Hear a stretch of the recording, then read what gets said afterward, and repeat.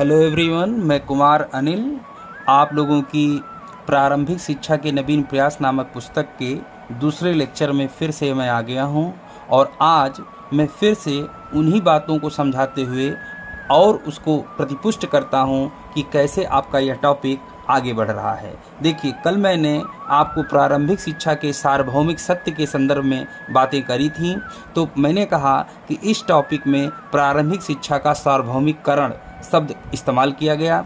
मैंने आपको समझाया कि जिस प्रकार इंग्लैंड में, अमेरिका में, जर्मनी में, फ्रांस में या दुनिया के अन्य देशों में शिक्षा प्रदान की जाती है बच्चों को, उसी तरह भारत में भी शिक्षा प्रदान करने की व्यवस्था को सार्वभौमिकरण के नाम से जाना जाता है। अब इस सार्वभौमिकरण की पृष्ठभूमि में इंग्लैंड में 5 से 15 वर्ष के बच्चों की शिक्षा मुक्त की गई है और यहाँ पर बच्चों को अनिवार्य शिक्षा से जोड़ा गया है। उसी तरह अमेरिका में 7 से 16 साल के बच्चों को भी अनिवार्य शिक्षा और अनिवार्य शिक्षा से जोड़ा गया है। इसी मकसद को प्राप्त करने के लिए, इसी उद्देश्य को प्राप्त करने के लिए कि पश्चिम के इन बड़े राष्ट्रों का बराबरी भारत कर सके, इसलिए भारत में भी वर्तमान में 6 वर्ष से 14 वर्ष के बच्चों को निःशुल्क शिक्षा से जोड़ा गया है। अब देखिए, इन को निःशुल्क शिक्षा से जोड़ने के साथ सुविधाओं का नामकरण का और स्थायित्व का सर्वभौतिकरण किया गया है। अब इसमें जो है जितनी जो भी सुविधाएं विश्व के पटल पर बच्चों को शिक्षा के प्रारंभिक दौर में दी जाती हैं, चाहे वह सुविधा नामकरण को लेकर हो, स्थायित्व को लेकर हो या खेल कूद या शिक्षा से संबंधित सुविधाओं का संदर्भ हो, उसको प्रयास किया जाता है कि दुनिया के बच्चों के साथ भारत का बच्चा भी तालमेल कर सके।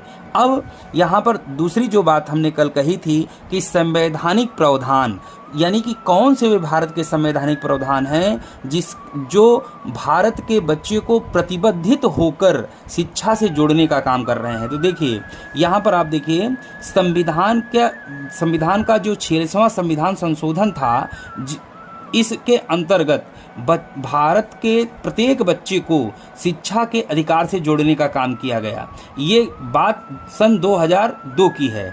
उसके साथ भारत के संविधान में 21 का जो हमारा अनुच्छेद 21 का है, उसमें यह प्रावधान किया गया कि भारत के प्रत्येक बच्चे का, यानी कि जिसकी उम्र 6 से 14 वर्ष की है, उस बच्चे को शिक्षा का अधिकार मौलिक रूप से प्रदान किया जाएगा, कि यानी कि बच्चे का पढ़ने का अधिकार मौलिक होगा और उसको मुक्त एवं अनिवार्य शिक्षा निश्चित रूप से प्रदान की जाएगी।